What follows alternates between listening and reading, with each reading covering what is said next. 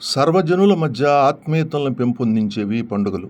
ముఖ్యంగా కొన్ని పండుగలు కులాలకు, మతాలకు అతీతంగా అందరూ ఆనందోత్సాహాలతో జరుపుకుంటారు. అలా మనందరినీ ఒకటిగా చేసేది జన్మాష్టమి. అదే శ్రీకృష్ణుని జయంతి, కృష్ణాష్టమి. ఒంగోలు నగరంలో సంస్కార భారతి మరియు కోటి షాపింగ్ మాల్ ఆధ్వర్యంలో నిర్వహించిన కృష్ణాష్టమి వేడుకల్లో ఓ ముస్లిం చిన్నారి శ్రీకృష్ణుని వేషంలో వచ్చి అందరినీ అలరించాడు.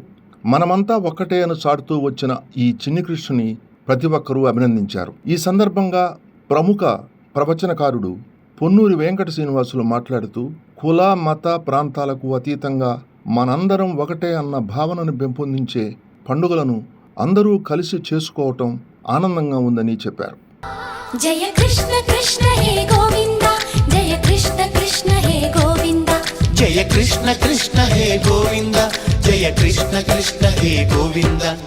గోపాలకృష్ణుడమ్మా, లోకాల కృష్ణుడమ్మా, అది గది గది గదిగో చూడమ్మా. మన అలికిడి వినబడితే రాడమ్మా.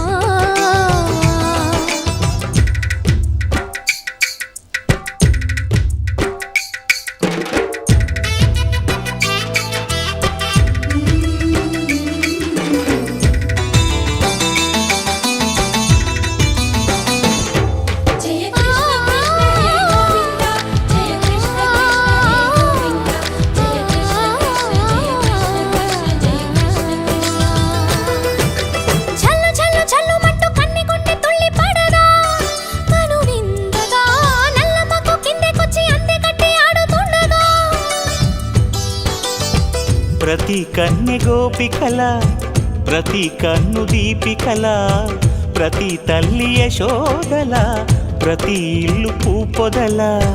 మారిపోయి మురిసే వేళలో జయ కృష్ణ కృష్ణ హే గోవింద, జయ కృష్ణ కృష్ణ హే గోవింద.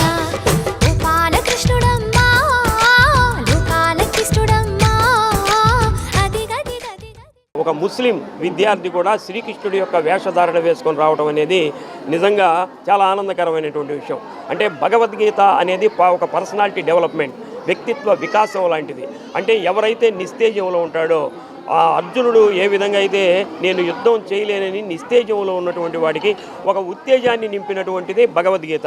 అంటే ఏ విద్యార్థి అయినా సరే నేను మానసిక స్థైర్యం కోల్పోయాను అన్నటువంటి వాళ్ళు మతాలకి అతీతంగా మనం కనుక భగవద్గీతని చదివినట్లయితే మనం ఏదైతే నిస్తేజంలో ఉన్నామో దాని నుంచి మళ్ళీ మారిపోయి ఉత్తేజాన్ని నింపుకునేటువంటి సందర్భం.